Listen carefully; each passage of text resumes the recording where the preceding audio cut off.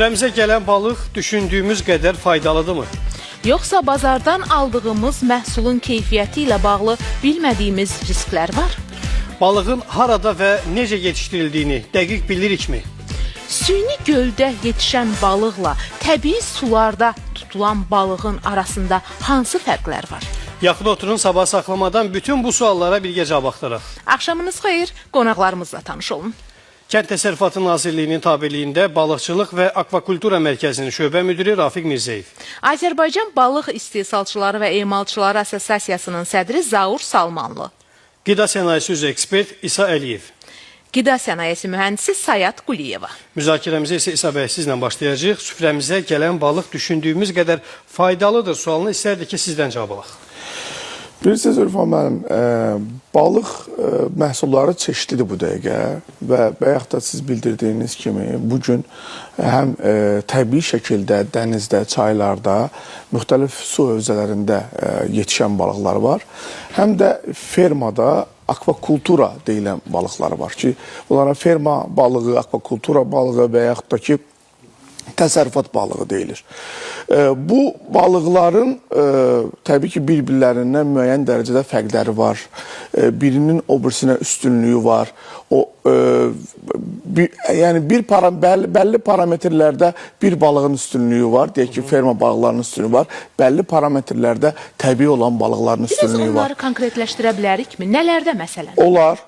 Məsələn, belə deyək, indi sizin də verdiyiniz suallardan birisi də buydu. Dediniz ki, ferma balıqları ilə təbii şəkildə yetişən balıqların fərqləri nələrdir? Bəli. Bunların fərqləri birinci yetişmə şəklindədir.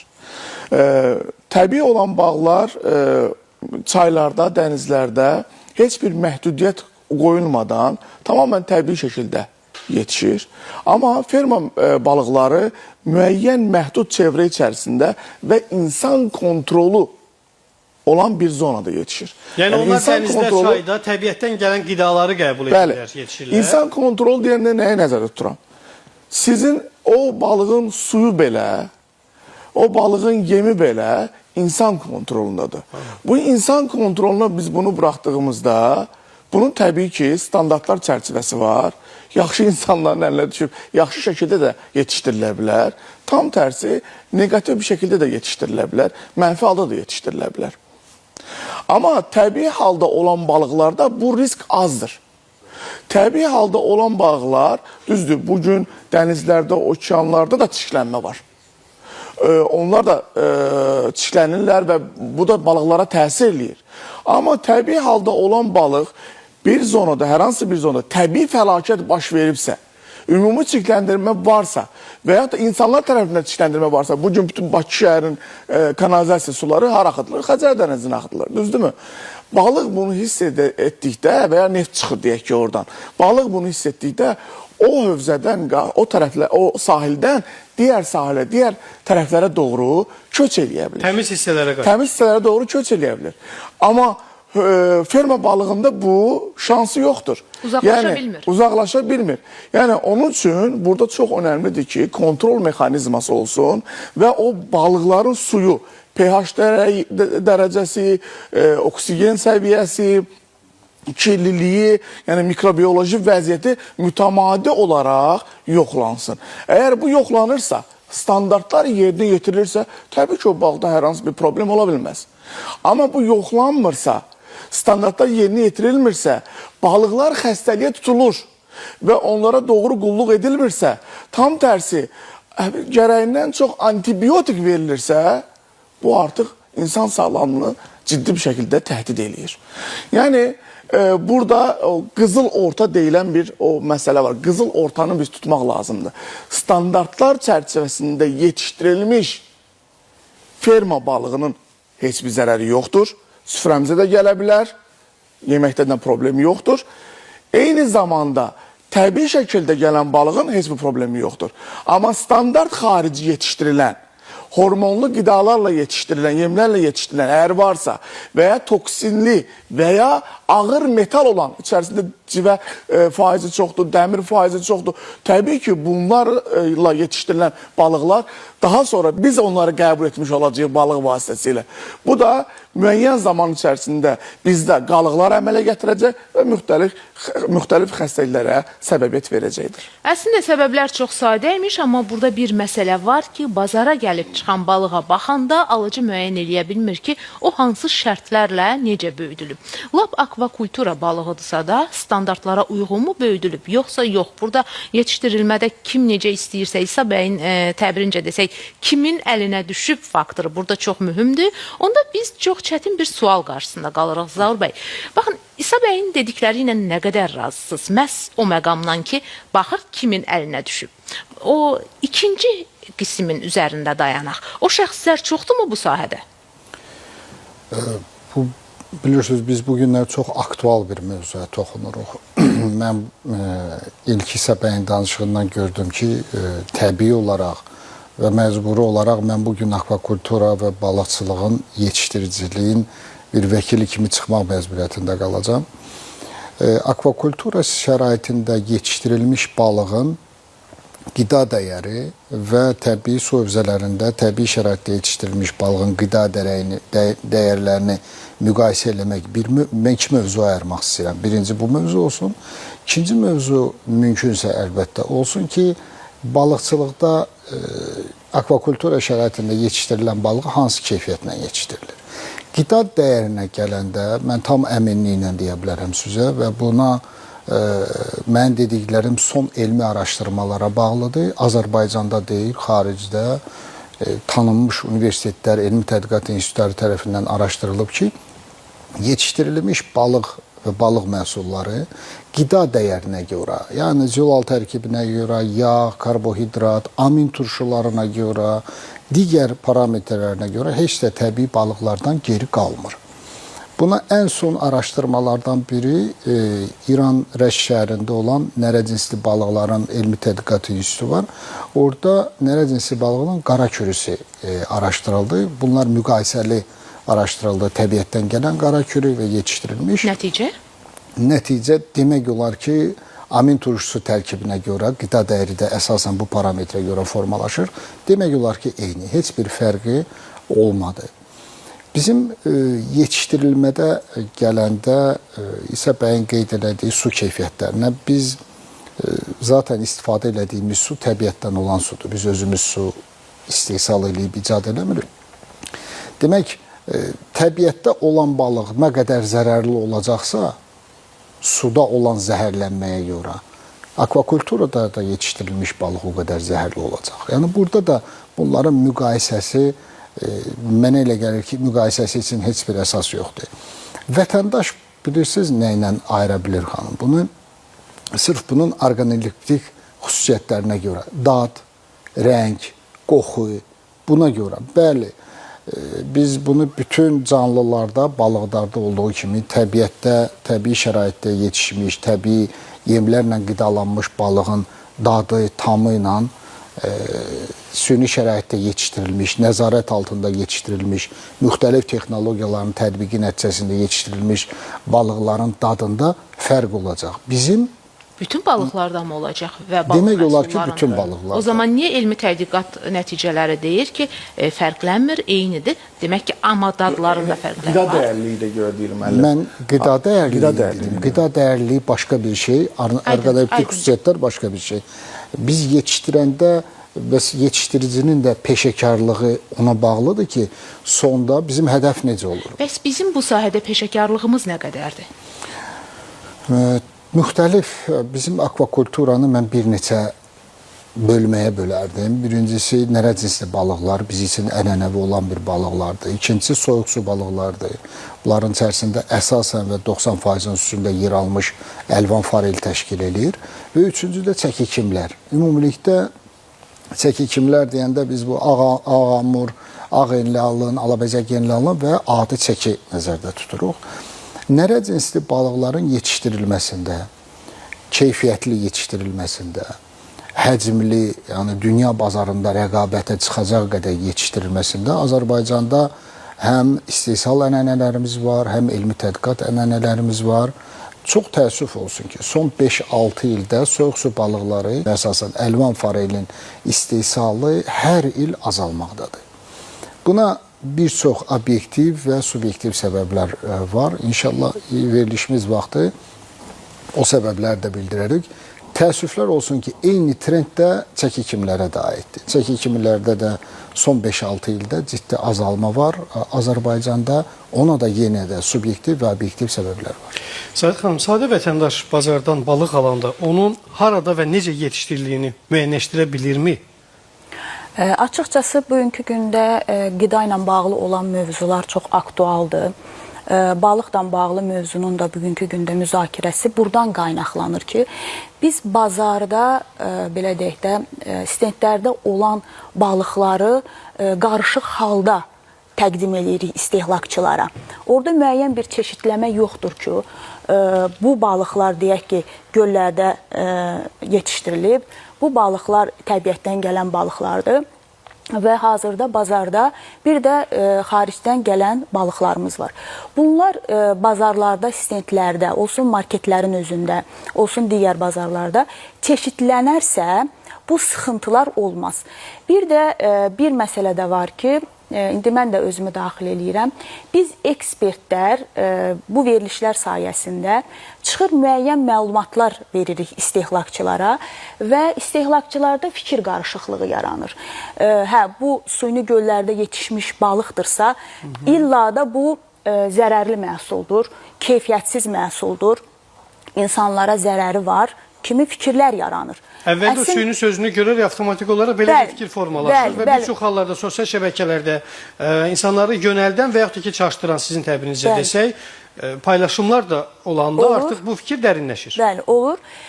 Belə deyək də, hal-hazırda bu proses tək Azərbaycanda baş vermir. Bütün dünya ölkələrində qida təminatını əhalinin sayına görə tam təmin olunması məqsədi ilə bir təbiətdən əldə olunan məhsullar var, bir də təminatı yerinə yetirmək üçün digər proseslər, yəni bunlar broilerlərdir, bunlar fermalardır, bunlar yetişdirmə məntəqələridir, istixanalardır və s.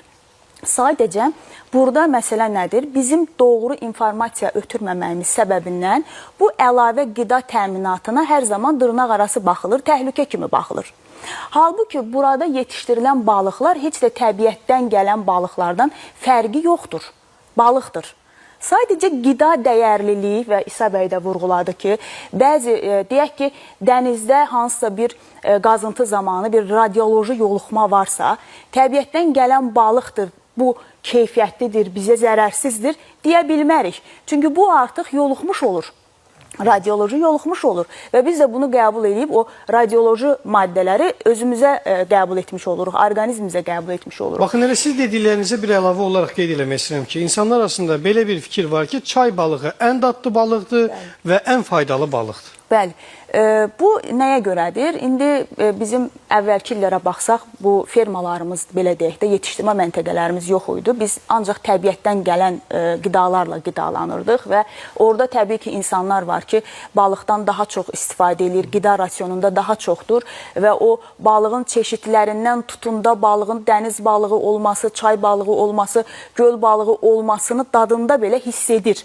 Amma bugünkü gündə bizim istehlakçılarımız, indi İsa bəy də qida mühəndisi olaraq mənlə razılaşar, bizim hal-hazırdakı bazarda olan balıqlarımız dad olaraq kəskin formada bir-birindən fərqlənmir.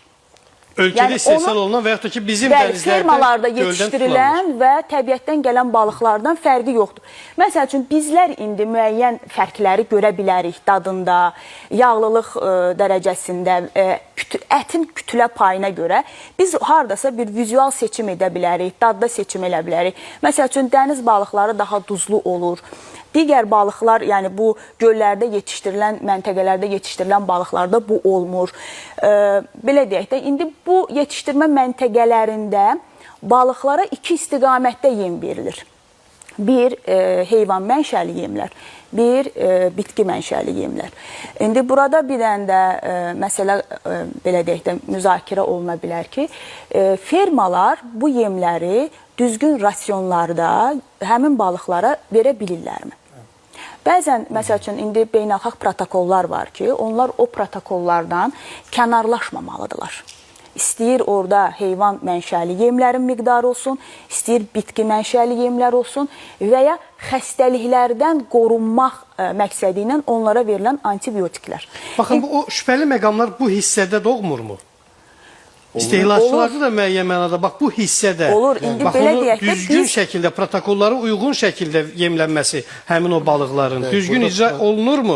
Bax, bu sualda yaranmırmı şübhələr? Bəli, indi protokol yox. burada buyurun Zaur bəy. Yemləmədə xanım buyurur, demək yemləmədən bağlı hər hansı bir standart və yaxud protokol yoxdur, mövcud deyil. Təsərrüfat özü balıqçının öz təcrübəsinə görə mövcud istifadə elədikləri suyun hidrokimyəvi göstəricilərinə görə bu yemləmə cədvəlini Bu müəyyənləşdirir. nə qədər doğru addımdır? Dünyada da mı belədir? Heç bir Əlbəttə, protokol yoxdur? Yox, əlbəttə burada yemin standartı başqa, Salə xanım. İndi burada xanım buyurdu, Sayed xanım buyurdu, demək bitki məşəli, heyvan məşəli. Akvakulturada belə bir bölüm yoxdur. Sadəcə bir qarışıq yemlər. Bayaqları bizim hörmətli aparıcımız buyurdu. Dedi ki, bu süni sözü yaradır o problemi.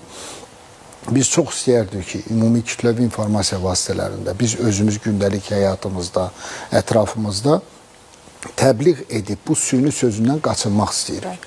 Bir cəmiyyətin ziyalı təbəqəsi var, qeyri-ziyalı bir təbəqəsi var. Süni sözü bir çox adamları qaçıra bilər. Süni yemdən biz istifadə etmirik, balıqçılıq. Balıqçılıqda qarışıq yemlərdən istifadə olunur. Və bu bir növ yemdir. Ekstruziya olunmuş, yəni ekstruziya üsulu ilə istehsal olunmuş qarışıq yemlərdir. Bunların 8-dən tutmuş 15-ə qədər komponentləri ola bilər. Və o yem verəndə bu bitki məşəli yemdir, bu heyvan məşəli yemdir, bir bölüm olmur akvakulturada. Demək, yem istehsalı ayrı bir hissədir. Bunun keyfiyyətinə nəzarət ayrı bir hissədir. Bir də balıqçılıqda onun istifadə olunması. Bayaqları danışıqda toksik sözü istifadə olundu. Bilirsiniz, yem toksik olduqda balıq xəstələnir. Yəni, heç kim, siz pulla, əziyyətlə balıq yetişdirirsiniz, siz istəyirsiniz balığınız xəstələnsiz, maliyyə etkisinə uğrayasınız. Xeyr, fərqində olmursunuz axı. Baxın, siz deyirsiniz ki, yemlərin keyfiyyəti. Yemlərin keyfiyyətini yoxlamaq üçün onun mikrobioloji vəziyyətini, eyni zamanda içərisindəki toksinlərin səviyyəsini və ağır metalların səviyyəsini yoxlamaq üçün laboratoriya götürürsünüzmü? Bəli. Bu bir standartdır. Demək ki, standart uyguluyursunuz. Bəli, deyirsiniz ki, bəli, o zaman demək ki, bir standart var və o standartı yoxlayırsınız.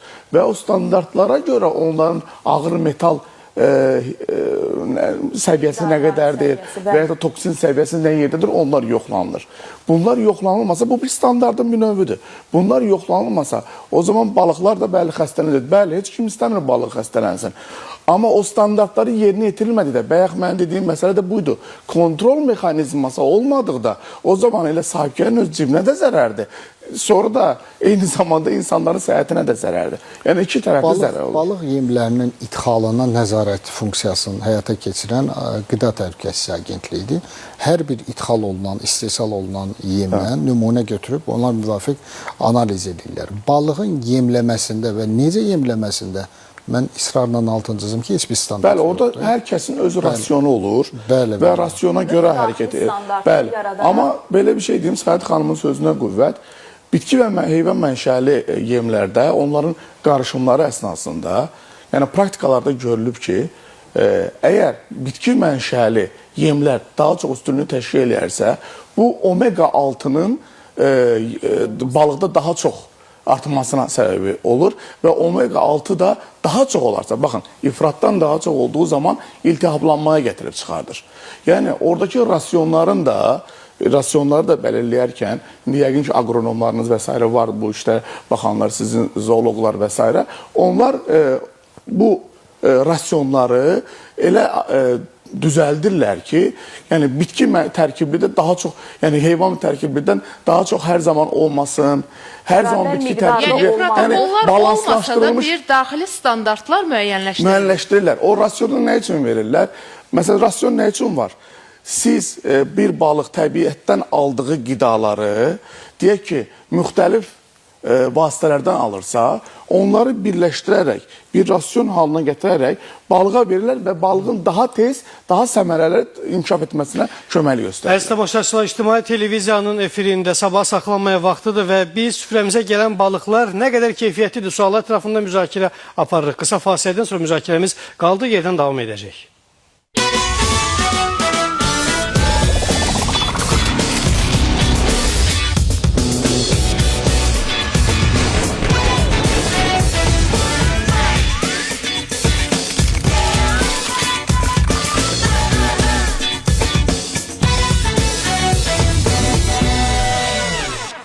Sabaha saxlamadan süni yollarla yetişdirilən balıqlar nə qədər keyfiyyətlidir sualının cavabını axtarırıq və biz bu yerdə Kənd Təsərrüfatı Nazirliyinin tabeliyində Balıqçılıq və Akvakultura Mərkəzinin şöbə müdiri Rafiq Mirzəyevə üstəcəyik. Rafiq bəy, baxın, sizdən əvvəl digər qonaqlarımızı dinlədik.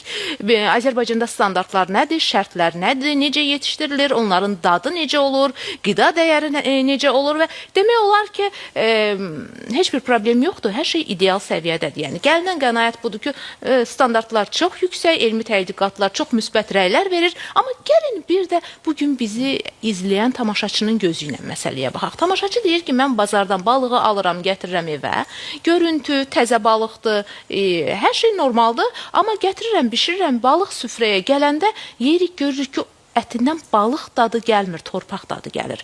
O zaman bu standartlar harda işlədi, bu qaydalar harda işlədi ki, süfrəmizə gələn balığın dadında tamaşaçımızın bildiyi o standart dad yoxdur. Suala belə deyək, bir qədər geniş cavab vermək məcburiyyətində olacağam. Əlbəttə, buyurun. Niyə? Balıq dadı gəlmir və yaxud da torpaq dadı gəlir anlayışı insanlar tərəfindən belə formalaşıb ki, o torpaq dadı olaraq hiss etdiyiniz maddənin adı geosmindir.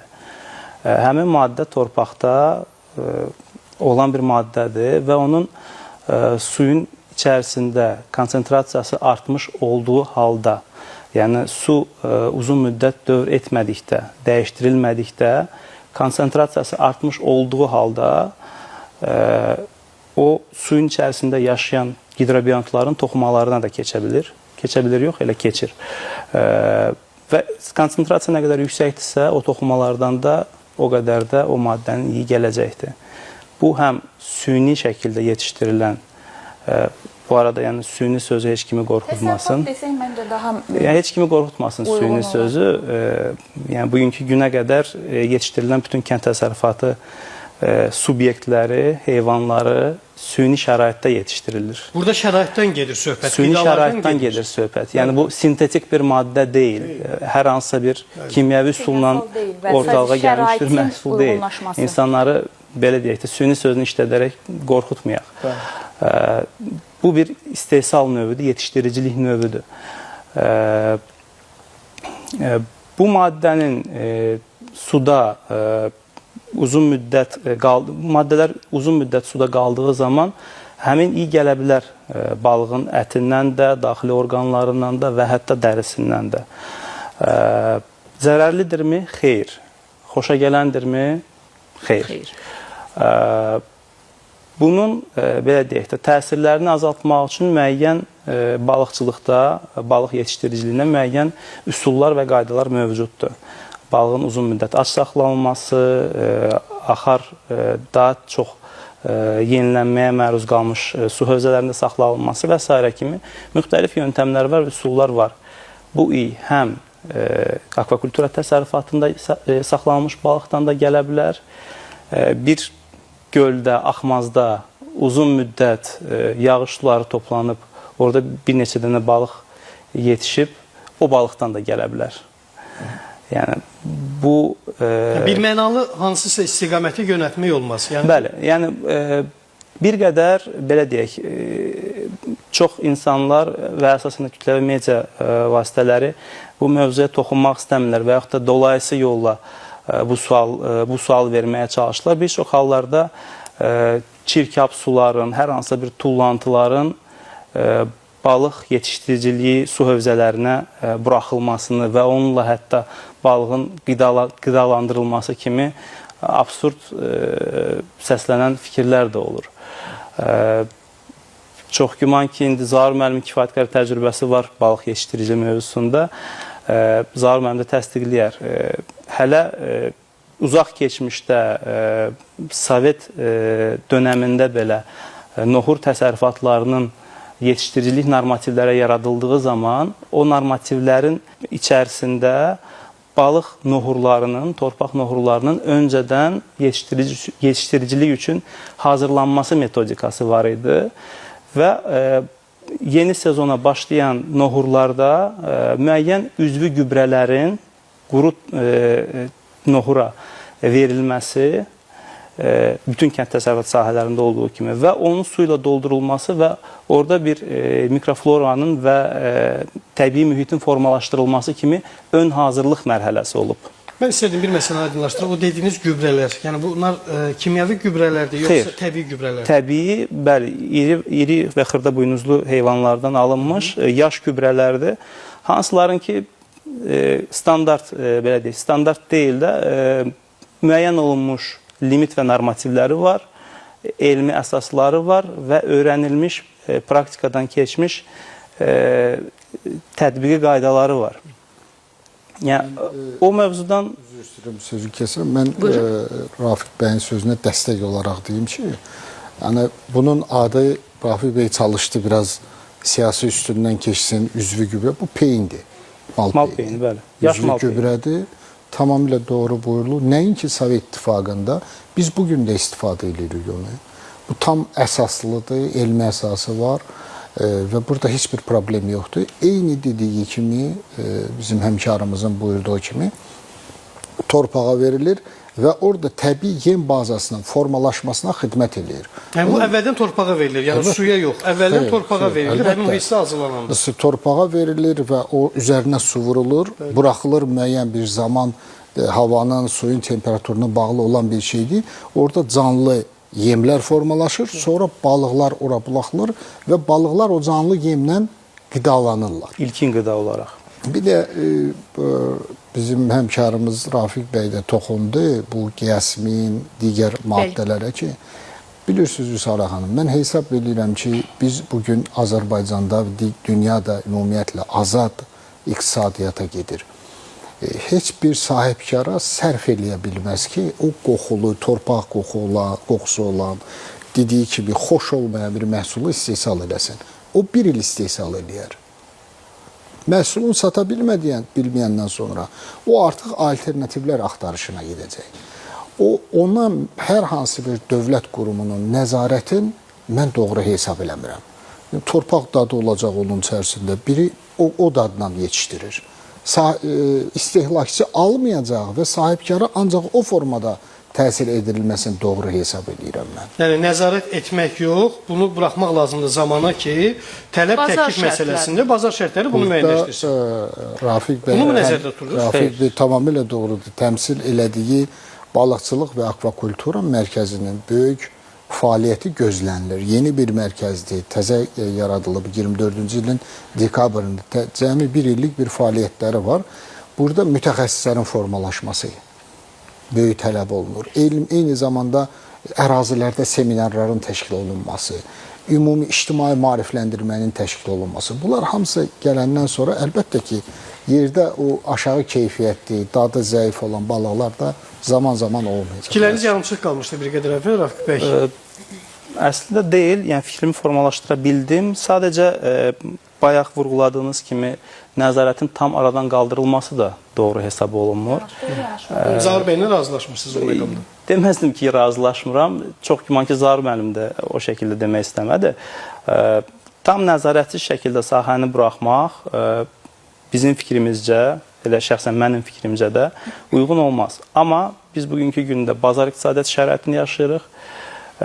Nəzərə alsaq ki, biz bu ölkənin vətəndaşıyıq və bu vətəndaşların içərisində biz də varıq və təsərrüfat içərisində o təsərrüfatın belə deyək, suyuna və palçığına bulaşan təsərrüfatçı, fermer bizim adamdır. Biz həmişə öz adamımızın, öz vətəndaşımızın tərəfindəyik. Ona görə də onların fəaliyyətini məhdudlaşdıracaq və yaxud da mane olacaq hər hansısa bir tədbirlərin və yaxud da nəzarət mexanizmlərinin tətbiq olunmasını qətiyyən istəmərik.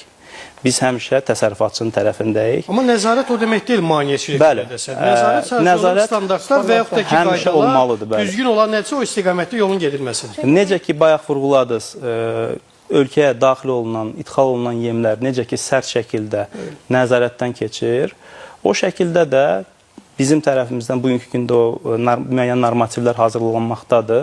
Kifayət qədər vaxt alacaq və kifayət qədər müxtəlif qurumlarla razılaşdırmağa buraxılacaqdır bu məsələ. Amma biz tərəfdən də müəyyən yetişdiricilik normativləri hazırlanmaqdadır. Çünki biz də ixrac edəndə hər hansı məhsulu, oradakı mütəxəssislər bizdən bunları tələb edirlər. Bəli. Çox üzr istəyirəm Rüfə müəllim.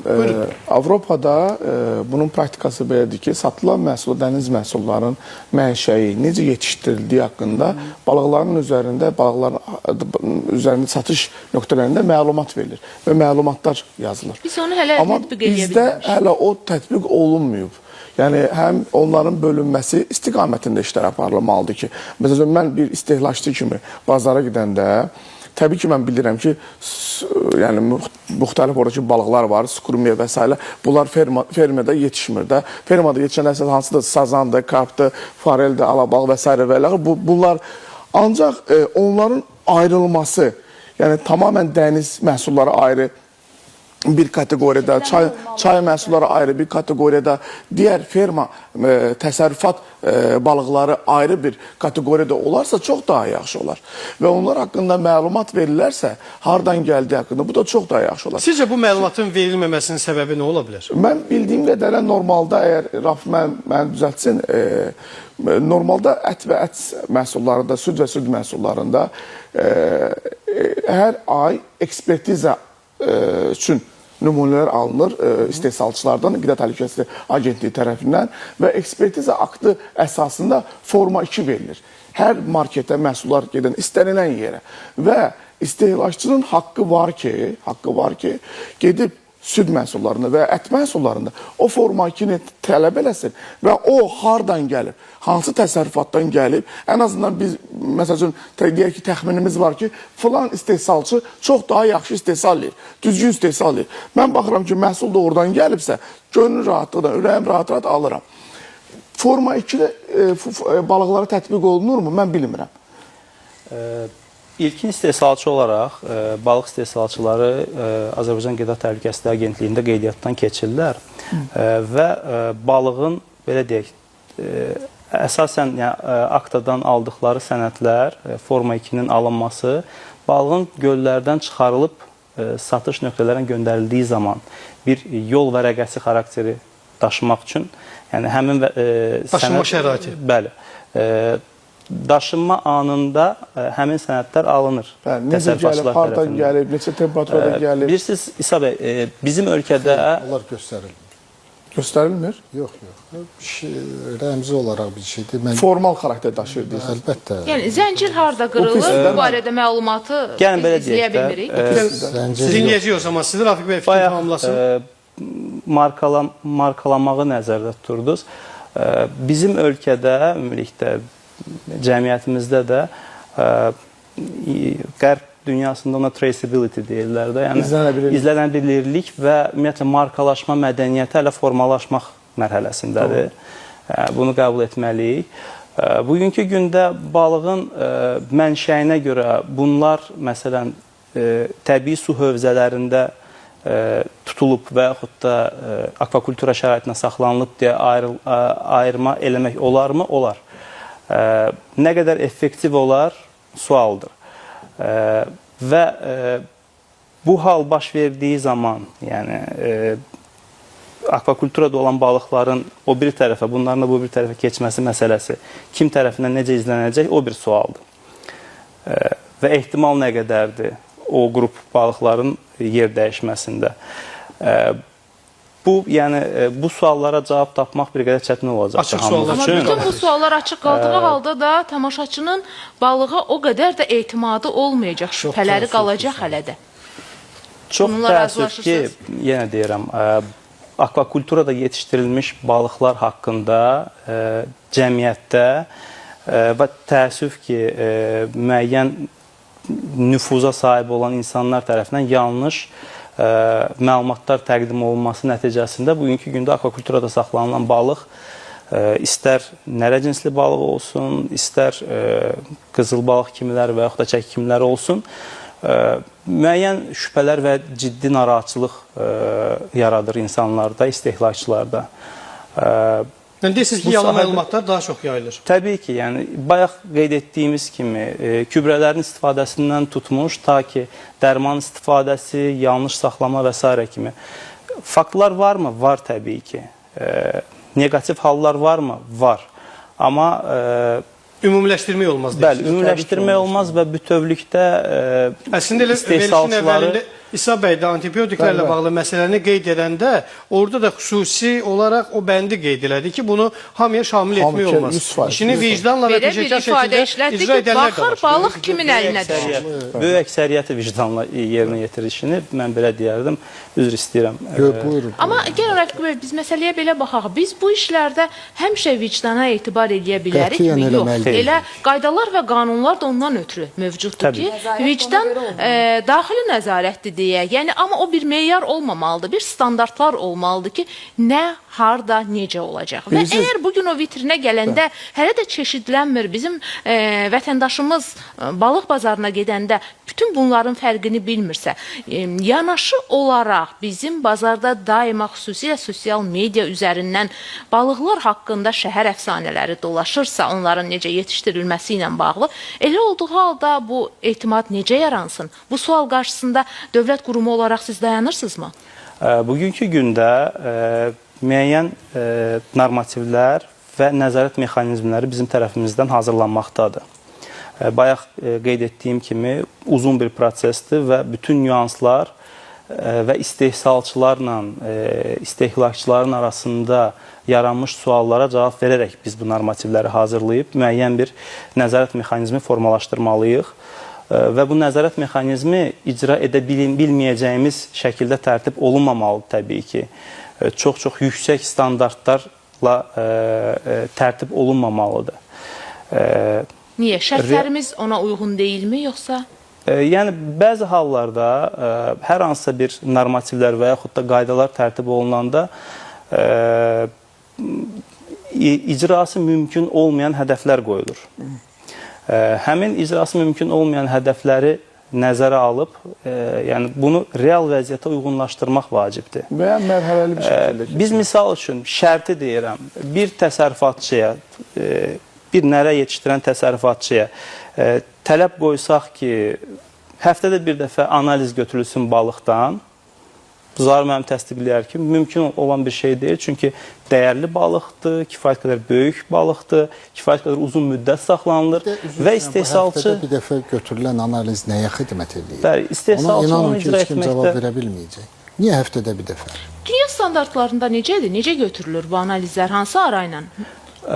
Dünya standartlarında, belə deyək, qabaqcıl ölkələrdə, əsasən də böyük ixrac edən ölkələrdə, əsasən bu testlər və bu analizlər hər yığımdan sonra, yəni bazara təqdim olunacaq partiya üçün götürülən ən məntiqlisi belə budur. Biz həftədə bir dəfə götürməliyik? Yox, mən demədim ki, həftədə bir dəfə götürməliyik. Mən dedim ki, şərti olaraq. Yəni, biz mümkün olmayan bir hədəf qoysaq, desək ki, həftədə bir dəfə yoxlayaq. Ki, bununla bağlı dünyanın artıq çox uğurlu təcrübəsi var, nüfuzlu universitetlərin elmi tədqiqatları var. Yəni, artıq bununla bağlı nələrisə icad etməyimizə o qədər ehtiyac da yoxdur. Biz özümüzə uyğunlaşdırıb, yəni məhsulun miqdarı ölçüsü baxımından çox rahat bu qaydaları tətbiq edə bilmərikmi?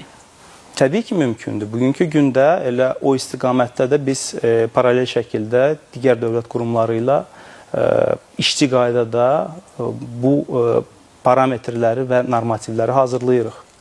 Və ümid edirəm, yaxın gələcəkdə də biz artıq real nəticəni ortaya qoya biləcəyik.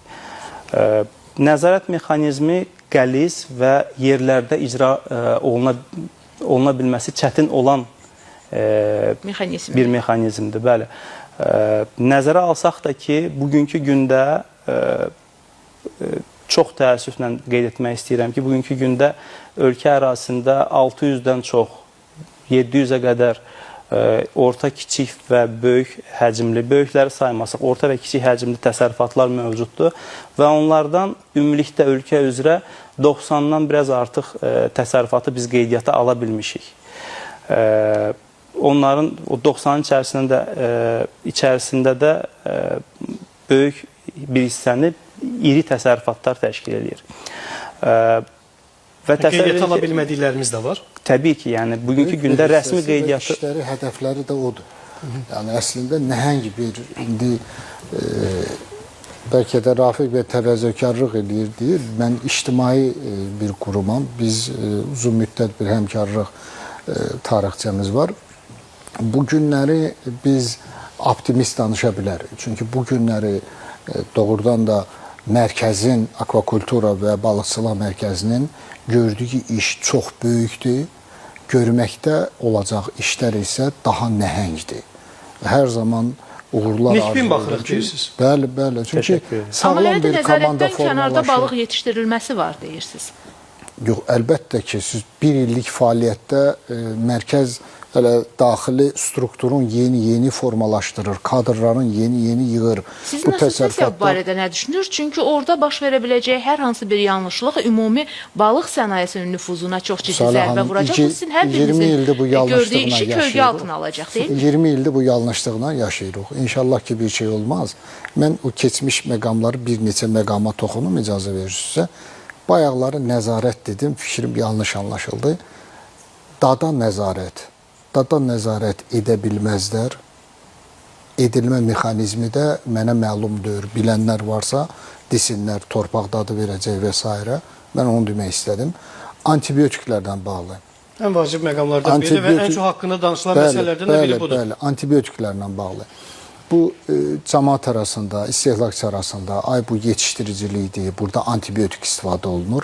Mən tam səmimiyyətlə, tam məsuliyyətlə bildirirəm ki, bəli, antibiotik istifadə olunur. Antibiotikin balıq orqanizmindən çıxmaq zamanı 15 gündür. Ən qısa zaman yetişdirdiyimiz balıq əlvan fareldir. MT çəkisi 250-300 qrama çatmaq üçün Azərbaycan iqlim şəraitində 8 ay tələb olunur. Yəni, bir son məhsulun içərisində, balıq məhsulunun içərisində antibiotikin olmaq ehtimalı o qədər kiçikdir ki, onu heç yoxdur da deyə bilərik. Amma bu o demək deyil ki, antibiotiklərin istifadəsi nəzarətsiz olmalıdır. Antibiotiklərin istifadəsi... Əslində bir qədər əvvəl Sait xanımın dediyi o standartlar və yaxud da ki, qaydalar, elə bu dediklərinizlə eyniyyət təşkil etmirmi? Ümumiyyətlə balıqda antibiotik qalığı yekunda, bazara çıxan balıqda antibiotik qalığı yoxlanmalıdır. Çünki bayaq vurğuladıq, yaxşı istehsalçı var, su istifadə edən istehsalçı var. İndi bir 10 istehsalçımız varsa, bunun onu da eyni demək deyil. Bütün sahələrdə qeyri-peşəkarlar olduğu kimi burada da var. Biz onların içindən o yaxşıları çıxartmalıyıq və daxili bazara gedən balığı əminliklə deməliyik ki, bəli, bu hardasa bizim insanımız üçün yararlıdır. İstifadəsi rahatçılıqla edilə bilər. Antibiotiklər, hansı ki, müəllim daha düzgün vurğulayar, balıqların yetişdirmə sahəsi məhduddur. Orada minlərcə balıq olur. İndi müəllim də vurğulayar və orada antibiotik istifadəsi məcburidir, mütləqdir. Çünki hansısa xəstəliklərin yoluxmasının qarşısını almaq üçün antibiotikin istifadəsi mütləqdir. Sadəcə qədərində və miqdarında. Yekun bazara çıxan balıqda da bu qalıq yoxlanmalıdır. Çünki antibiotik qalığı birbaşa insan orqanizmində qaraciyara yüklüyür və biz burada artıq öz sağlamlığımızı itiririk. Hansı məqamlarda? Allergik reaksiyalarla qarşılaşa bilərik. Üstəgəl, bizim başqa bir virus xəstəliklərinlə mübarizədə biz, belə deyək də, müqavimət göstərə bilmir orqanizmi. Çünki antibiotikdən yüklüyük. Sait xanım, baxın, dediyiniz miqdarda, məsələn, miqdar düzgün, siz dediniz ki, dozadda, həmin o düzgün seçilməsə, sonda bu balığın dadına təsir edə bilərmi? Antibiotik balıqda çox da hiss olunmur. Ən çox balıqda dada təsir edən onun suyunun axarlılığının davamlı dəyişməməsidir ki, orada o su, belə deyək də, palçıqlı suda uzun müddət qaldığı vaxt o bayaq Suayla xanım da vurğuladı ki, dadda palçıq, torpaq dadı gələ bilər. Lil torpaq. Bəli. Və mən bayaq fikrimi tamamlaya Yəni antibiotik bilmədim. dada təsir etmir? Təsir, yəni müəllim də vurğuladı ki, o müəyyən Dada bir ümumiyyətlə müəyyən bir satışa müddətdə çıxarılan çıxır balığın balıqdan tərkibində çıxır. antibiotikin qalması o vaxta qədər mümkün deyil deyir. Antibiotiklər bilirsiniz neçəyədir? Məlumatınız var. Çox bahalı Çox yüksək, bəli. Hansı sahibkar artıq antibiotik verər ki, ona artıq xərc çəksin? Birbaşa maliyyəsinə zərərdir onun. Bəli, Əlbəttə, bəli, birbaşa maliyyə dəyərinə maliyyəsinə təsir edir. zərərdir. Yəni bunu bilərək, hər zaman bilərəkdən edə Tamam, bilirlər. bilməyərəkdən. Bəzən bilməyərəkdən edir. Məsəl üçün, görürlər ki, siz elə xəstəlik bilirsiniz, var. hər təsərrüfatda professional adamlar mı işləyir? Elədirmi? Qeyri-professional Qeyri-professional o qədər insan var ki. ümumiyyətlə antibiotik istifadə eləmirlər. Məlumatları yoxdur sadəcə. Mən yenə də deyirəm, balıq belə bir məhsuldur ki, bunlar əsasən xəstələnmə dövrü körpə dövrüdür. Bəli. Körpə dövründə itkilər də əsas oldu. Bütün növ balıqlara, bu əlvan farelə aiddir, çəki kimilərə aiddir, nənə cinsli balıqlara aiddir. Bilən antibiotik nədir, onu necə tətbiq eləmək lazımdır, o mərhələdə tətbiq edir. Mən bunu deməklə məqsədim var. Mən istehlakçını tam məsuliyyətlə, bax burada təmsil olaraq assosiasiya adından tam məsuliyyətlə qeyd edə bilərəm ki, riyazi olaraq balıq və balıq məhsullarının son əmtəə məhsulundan danışıram, körpə balıqdan danışmıram. Artıq qidaya gedəcək məhsulun tərkibində antibiotik olmaq ehtimalı riyazi olaraq o qədər kiçikdir ki, 15 günə dediniz də bir qədər. 15 gün müddətində o Sayıq xanım deyir ki, ona rəğmən yoxlanılmalıdır. Yoxlanılırmı? Limit, yəni qalıq yoxlanılmır, yoxlanılmalıdır. amma yoxlanılmasında heç bir problem yox. Yoxlanılmalıdır, Yetər ki, təbii ki. sahibkarın hesabına yoxlanılsın. Necə ki, biz digər qidalarda müəyyən standartları tələb edirik, qablaşmanı tələb edirik, markalanmanı tələb edirik, məhsulun mənşəyini tələb ediriksə, biz balıqda da bunu etməliyik. Və Zaur bəyin də dediyi kimi bu həmin o istehsalçının hesabına olmamalıdır. Çünki özü mü yoxlayacaq? Bu da biraz Təbii ki, burada qurumlar artıq Bizdə bir çox analizlər emalçının və istehsalçının öz büdcəsində büdcəsinə çox hesablanır. təsir olsun. Və bu da sonda nəyi gətirib çıxardır? Xərclərin artmasına və qiymətlərin bahalaşmasına. Bu gün təsadüfi deyil ki, rəflərdə balığın qiyməti bahadır. bundan mı qaynaqlanır? Bəli. Və yaxud da bayaqların müəllimin dediyi müəyyən standartlar. O standartlar, bəli, Avropa standartları çox inkişaf eləmiş standartlardır. O standartları bura tətbiq eləsəz, gərək istehsalçı bilirsiniz nə qədər investisiya qoysun. Məsələn, bir çox Avropada və Amerikada fermerlər bəzən dənizin ortasında, gölün ortasında qəfəslər qururlar. Orada da bir müəyyən filtrasiya edirlər, su filtrasiya və ya deyək ki, öz fermasında daxildə orada su filtrasiyası üçün nə qədər investisiya qoyurlar. Bizim fermer ora investisiya bir kərə bunu qoymağa gücü yoxdur. Edə bilsə də iri fermerlər edə bilərlər. İri ancaq fermer gücü yoxdur. İkincisi, siz bu standartı qoysanız və bu və buna bənzər başqa standartları bu dəqiqə tətbiq eləməyə çalışsanız, o zaman bazarda qıtlıq yaranacaq. Siz doğmamış fermeri, doğmamış iqtisadiyyatı öldürmüş olursunuz. Bazarda qıtlıq yaranacaq, heç kim istehsal edə bilməyəcək. Onlar bu kimi standartlar mərhələli bir şəkildə ki, gördüyüm qədərlə də bununla əlaqədar işlər gedir və bu sevindirici haldır. Mərhələli bir şəkildə inkişaf etdirilməli və tətbiq olunmalı. Amma buna baxmayaraq yoxlamaların da yenə olmasını Mən deyirsiniz. nəzarətin müəyyən Nəzarət dərəcədə olmasının tərəfdarıyam. Dediyiniz kimi, heç kim burada inkar eləmir ki, hər bir sahədə olduğu kimi, bu sahədə də müəyyən hilələr, metodlar, işbazlar var və ona görə də təbii ki, kontrol mexanizması da olmalıdır. Və ən yaxşı variantlardan biri də bir qədər əvvəl Zaur bəy özü qeyd elədi ki, müəyyən mənada həmin o işbazları işarə edərək qeyd eləmişdi ki, onlar bazarın həmin o tələb təklif prinsiplərinə tab gətirə bilməyəcəklər, zamanla bazardan uzaqlaşacaqlar. Amma bu da bir qədər çətin olacaq, çünki hələ də məhsullar çeşidlənməyib vitrinə düzülərkən. Çeşidlənmə ilə bağlı nə? Bazarda çeşidlənmir. Bəli, bax bu Suayla xanım da vurğuluyur. Mən onun belə daha qabartmaq istəyirəm bu verilişdə ki, bu çeşidlənmə olmalıdır. Vitrindəki məhsulun üzərinə yazılmalıdır A ferması. A təsərrüfatı. A təsərrüfatı. Mən gedib istehlakçı kimi bu A təsərrüfatının balığını alanda, orada hansısa torpaqdır və s. hiss etməyəndə və bu dad mənə xoş gələndə mən növbəti dəfə bunu alacam. Və bu şəkildə biz o yaxşı təsərrüfatları üzə qaldıra bilərik. Müəllimin bir qədər əvvəl dediyi brendləşmə məsələsi. Bugün siz toyuq alanda toyuqların brendləri varmı? Var. Bilirsiniz. Bəli. Ət və ət məhsullarda brendlər varmı? Bircə balıqlarla bağlı ümumiləşmədir demək olar. Kalbasada, səssiskada Var. və s. Ət məhsullarında var. Bəli, var. Süd məhsullarında var, digər kət təsərrüfatı məhsullarında. Balıqların tanınmış yəni brendi, Azərbaycan brendi 1-2 dənə bəlkə saya bilərsiniz maksimum. Bəli. Halbuki bizdə çox en qədər təsərrüfatlar var, fermalar var. İstisna özümüz tutduğumuz balıqlar ola bilər. İdxal gələn məhsullara bilmirəm indi böyük marketlərdə nəzər yetirirsinizmi? Hissə verilmiş, belə deyək, qurudulmuş balıqlarda. İdxal olunan məhsullarda baxırsınız ki, paketlənib. Bəli.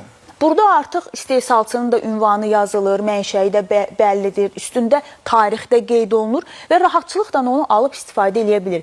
Amma bizim bazarlarda əfsuslar olsun ki, bu hissə verilmiş, qurudulmuş balıqlar açıq şəkildə. Açığı da var, bağlısı da var. Açıq şəkildə, yəni mən ən çox açıqdan rastlaşıram. Açıq şəkildə hətta o məhsullar bizim bu yaş balıq adlandırdığımız stendlərə də yığılır. Bərabər, yəni bu qonşu Yanaşı qoyulur. Məhsul qonşuluğu da pozulur burada. Qonşuluq prinsipi pozulur. Prinsipi pozulur burada. Bilirsiniz Səyid xanım, bu artıq 5-6 il bundan öncə İsa müəllim də o məqamı bilir. Bayaqları dedi, süd məhsulları, ət məhsulları, hər bir məhsul üçün bir soyuq zəncir mövcuddur. Bəli. Soruşun, bugün balıq və balıq məhsulları üçün soyuq zəncir varmı? Əslində bir qədər əvvəl o məsələ toxunuldu, daşınma məsələsi. Bayaqlar daşınma deyəndə kimsə dedi ki, gəlir nümayəndə, dövlət qurumunun nümayəndəsinin daşınma şəraiti. Daşınma şəraiti üçün bir tələb var. Formal dedilər, vərəq verilir, formal Yəni bu soyuq daşınmasında. zəncir sistemi bizdə tətbiq edilmirmi, yoxsa necə? Mövcuddur qanunvericiliyə. Çox təəssüflər olsun, biz dəfələrlə bununla bağlı müraciət etmişik. Assosiasiya adından məktublar yazmışıq. Hara müraciət etmisiniz Ahmet? O qida təhlükəsizliyi agentliyindən soyuq zəncirin özünü bizim mütəxəssislər hazırlayıblar. Biz müraciət eləmişik və buyurmuşuq ki, bəli, buyurun.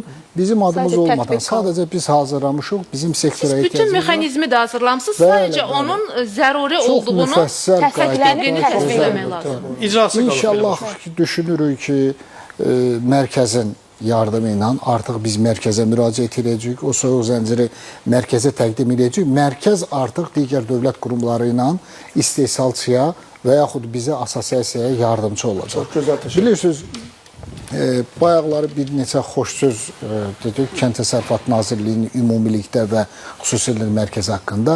Burada bir sıxıntı var. Biz istehsalçılar, baxmayaraq ki, digər qarşı tərəf dövlətdir, bizim regulyatordur, bizə nəzarət edən orqandır. Mən demək olar ki, bütün assosiasiyamızda üzv olan və üzv olmayan sahibkarların fikrini bildirərdi ki, mərkəzə daha çox səlahiyyət verilməlidir. Digər qurumlarda da nəzarət edici funksiyaları alıb bir əldə cəmləşdirilməlidir bu günləri. Əks halda bir məhsul üzərindən misal deyim sizə, Salih xanım. Qara kürü, bəli, geniş istehlak məhsulu deyil, amma Azərbaycan brendidir, Azərbaycan üçün ənənəvi bir məhsuldur, Azərbaycan dedim, ixrac potensialı kifayət qədər güclüdür. Bugün Azərbaycana idxal olunan, Azərbaycanda istehlak olunan 90%-in üstündə qara kürü idxaldır. Əsasən Çindən, digər dövlətlərdən. Biz bu gələn istehlakçının axı hüququdur, qanunvericiliyə bağlıdır bu. O məhsulu alanda üstündə yazılmalıdır Çin məhsulu. O gətirən adam bir sahibkardır, idxalçıdır. Allah xeyrin versin. Gətirir, amma satdığı halda üstündə Çin məhsulu yazılmalıdır. Çin məhsulu yazılmır, Azərbaycan məhsulu yazılır və bizim haqqımıza girilir. İstehlakın aldadılmasıdır. Əlbəttə istehlakın aldadılması. Bununla bağlı biz mərkəzlə dəfələrlə söhbət eləmişik. Mərkəzin rəhbərliyi ilə, Rafi bəyin özü məlumatı var məsələlərdən. Nəzarət mexanizmləri, təsir etmə imkanları məhduddur.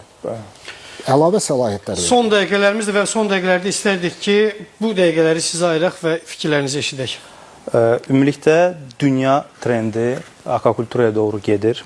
2012-ci il bütün dünya akvakulturası üçün bir əlamətdar bir gün idi, il idi. Çünki həmin ildə birbaşa olaraq bilavasitə qida üçün istifadə olunan balıq miqdarı, ovlanmış balıq miqdarı akvakulturada yetişdirilmiş balıq miqdarına bərabərləşdi. Və həmin ildən etibarən də bütün dünyada akvakultura istehsalı artan xətt üzrə inkişaf eləyir. Ovlama get-gedə müəyyən müxtəlif səbəblərə görə azalmaqdadır. Bu trend Azərbaycanda da artıq hiss olunur. bizim ölkəmizdə kifayət qədər böyük, güclü və kifayət qədər investisiya edə biləcək iri təsərrüfatlar formalaşır. Orta və kiçik təsərrüfatçıların inkişaf etdirilməsi bizim payımızdadır, bizim öhdəliyimizdir və ümumilikdə ölkənin ərzaq təhlükəsizliyi və təminatı məsələsində əsas rollardan birini mən inanıram ki, akvakultura oynayacaqdır. Müzakirələrimizdə məlum olur ki, əslində süni yollarla yetişdirilən balıqlar yox, mənşəyi bəlli olmayan balıqlar daha təhlükəlidir. Ümumiyyətlə, mövzuya yenidən qayıdacağıq. Eyni vaxtda görüşəcəyik. Hələlik sağ olun.